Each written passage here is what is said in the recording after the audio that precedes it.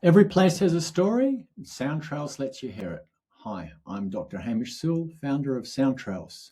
Welcome to Popola, the power and poetry of locative audio, where we explore stewardship, storytelling, and connection through conversations with artists, historians, researchers, and community leaders helping us understand the stories that shape place. So my most recent guest was Robyn Cragg. Robyn is the president of the Port Stephens Historic Society.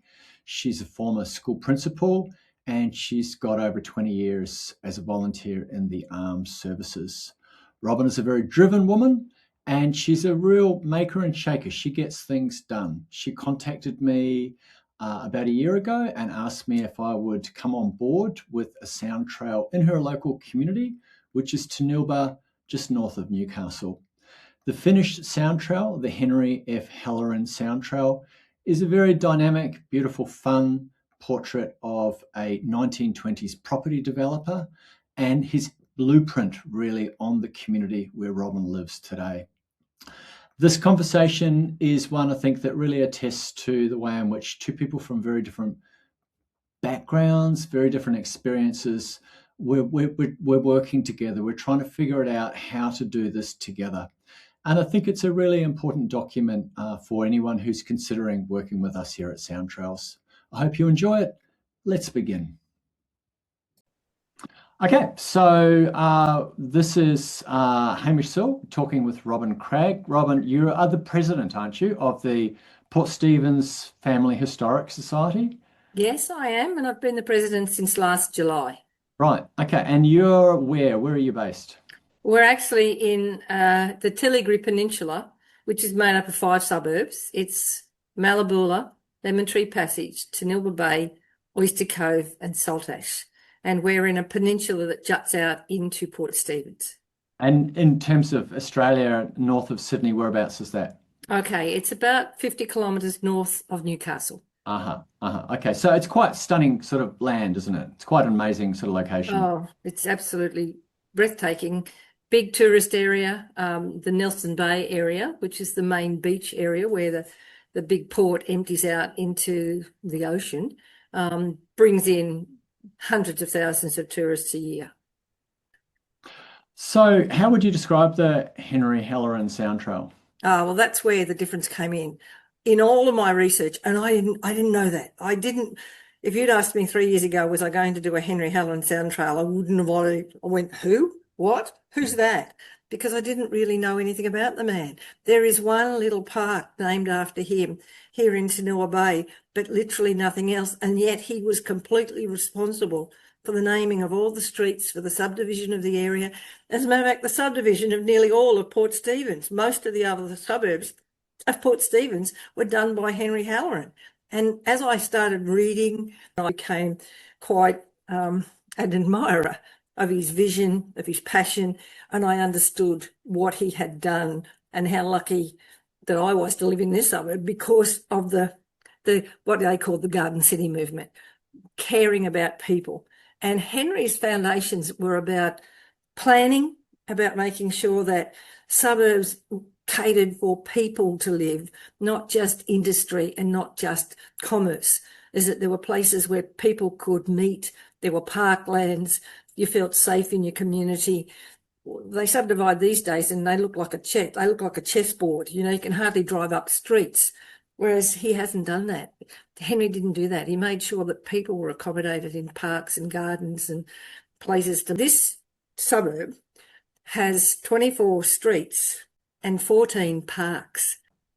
So I guess doing history is one thing, but building what we built together is another thing. Would you agree with that? Oh, a totally different experience for somebody like me, from an army background and an education background, to actually go into creativity, to composing music, to creating scripts, to having actors reading them. We were not in the position where we could record, you know, people who still exist in the town who could have their voices.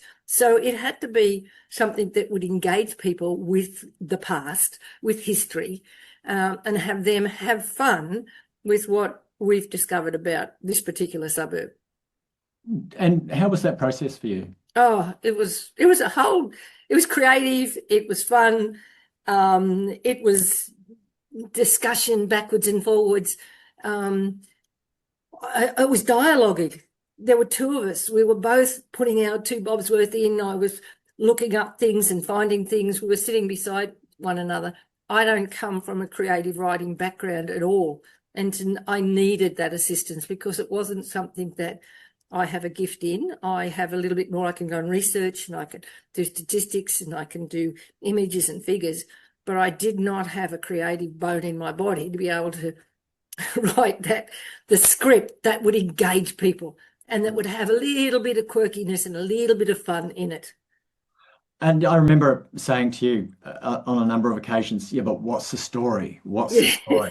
And it was kind of like, it was quite hard. It was a bit of an impasse, wasn't it? Oh, it was really enjoyable, actually. And I'm sorry that you live so far away because I would have been quite happy. But we did it by Zoom. But when we were face to face and we could get together and we could be there and dialogue, it was you might work all day, but by the end of the day, you weren't tired. If anything, you were on a high because it was so much fun coming from two different points of view, coming from the research and background that I had on this, and dialoguing with somebody about creativity and how do you engage people with history and have them want to hear it and want to listen and have fun at the same time.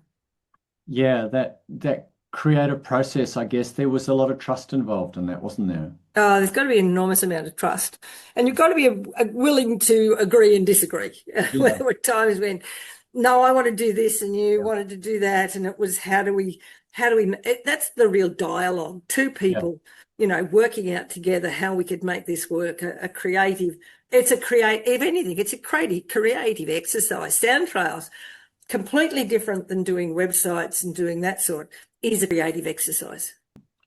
Was that different than what you'd anticipated prior to starting?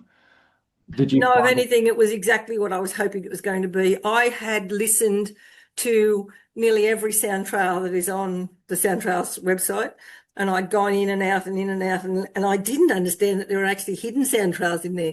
So now I'm actually wanting to get and actually go and travel some of these, because now that I realise that you're getting certain amounts when you go to the website or you have the app, but what you're not getting is the hidden bits that are not there unless you're geographically walking or doing the trail itself. Well, I think, in part for me, when you were talking to me about wanting to do this, I knew that it would be quite an undertaking for you to sort of come on that creative journey with me. And I sort of trusted that we could probably get through it. And one of the reasons I think why I trusted that we could probably get through that together was because you're very driven. You really kind of set your focus on things, and you really, you do everything possible. You have to be organised. You have to be able to. Time management is absolutely essential. There are a lot of tasks to get done, and it does. And the one thing that you did very, very well, there was very good planning right from the word go. I would speak to you. Next thing, a thing would crop up that we could share. You also use the Google Sites where you could put files in there. I could contribute files. It was very much sharing, and often from different perspectives. But good timelines, good planning, good documentation, set yourself goals. And that was, if anything, the Soundtrails, well and truly, we set ourselves a very tight time schedule. We started in November and we've launched it in May. So what was the most enjoyable part of doing this? If you look back on, the last 4 months, what was the creativity of getting the results when Alice did the recording? Alice and Ian's recordings were just so much fun. And even more than that, go to the top of the pile, the music. When I listened to that music that you had composed for our Soundtrail, my God, that was like, it was an earworm. It stuck in the head and didn't leave. Henry F Halloran had a passion for fashion, community. And that was something I'd never, ever experienced before. I've never added music at all to anything I've ever done. And to add creative music was so much fun. And the professionalism of the people who did the voiceovers, I'm just so grateful. And again, it was your script. So coming back to somebody who could write scripts to take, information that's just historical that we found, and then bring those to life and have a bit of fun. Again, I'm going to use that word over and over and over. It's fun. It really is fun. And when we get to the launch, I want to tell you about some of the things I saw at the launch. People sharing phones with one another and listening and getting to the end of the trail and saying, "Oh, that was so much. That was great. That was great. That was great." So yeah, I got that to share with you yet. Yeah, great.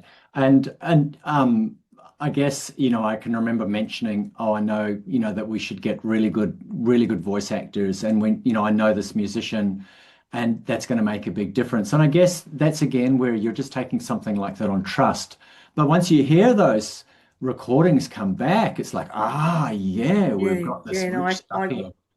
I totally, I had to trust you with everything, because when you would say this is going to be this and this is going to be that, and it was like, trust in working with the Soundtrails people, I think, is absolutely essential, Hamish. We needed to trust one another, that I would get done what you'd asked me to do and you would get done what I'd asked you to do. And there was very, very good trust. There was very good, very easy to work through. And then there was that process, I suppose, where we actually had the stories which were mixed, and then we were putting them into the back end of Soundtrails, and we would have meetings, and we would, I'd play you the stories, and then you would go out and test it. Was that a frustrating process? Was that a difficult process? Did you understand that? Oh no, I found that it was finally, it felt like, oh my God, things are coming real. They're real. I just found that actually, if anything, it was a bit of a, we're there, we're getting there. It's like I saw it on the ground. I could physically walk the ground and listen to it at the same time. That was the kind of one of the really fun things I remember sort of realizing when I was at Tanilba Bay for the first time was, shit, we've got to have at least some sort of actuality or some voice. And I said, Robyn, you and I have got to argue. We've got to argue about Henry Halloran and who he is. And so we've got a series. So off the cuff. We didn't plan any of that. No. And now to listen to ourselves bantering backwards and forwards like, two old codgers walking up the trail, having this little banter between us. We scripted nothing. It was an off the cuff. They were off the cuff discussions that we were holding. And no, that was hugely surprising to me, of just how much we had said to one another that then could be used to share with other people. And it sounds real. That's that idea, and I was saying to you, we've got to have different voices that we can sort of bounce off, because if we have, the actors, that I guess that's one thing, and then we have real people. And then we have the music which we can use, but what gives it any sort of sense of roundedness? And I guess those three different voices, you and I are riffing off each other, Alice and Ian, the actors, and then the music, and some archival stuff. We've got some archival stuff which has got a lovely different sort of feel to it in there as well, doesn't it? I haven't mentioned the launch, but the launch was so much fun for us, watching people walk off down the Avenue of the Allies with their headphones in, or their phones, and sharing with one another and stopping at various points along it. And then at the barbecue at the end, they were very bubbly. People were saying, wow, that was fantastic. And so the people we had a barbecue set up at the end. So they walked.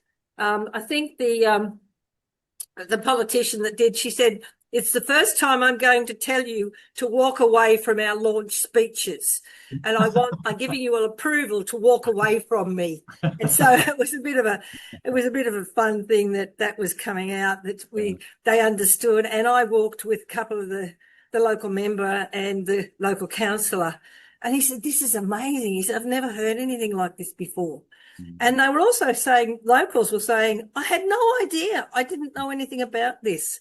So very positive feedback, very positive comments on our Facebook front page of the local newspaper. The local radio has been picking up and running with it. So promoting people to come and be aware of this. So it's, to me, it met all my expectations and all my requirements were well and truly. And I'm not just trying to blow in your ear and say how wonderful it was. It was a fabulous experience that I couldn't look for anywhere else. Well, thank you. And I guess it's really comes down to, a tip of the cap to you in many ways because you're the one who drove this and it's your determination who sort of got it through to the end, really. Yeah, It is. thank you. You've been listening to Popola, a conversation series from Soundtrails. At Soundtrails, we work with communities, creatives, and cultural organisations to bring stories, memories, and heritage back onto the landscape through immersive listening experiences. To learn more, visit Soundtrails at soundtrails.com.au because every place has a story and Soundtrails lets you hear it. I'm Dr. Hamish Sewell. Thank you for joining us.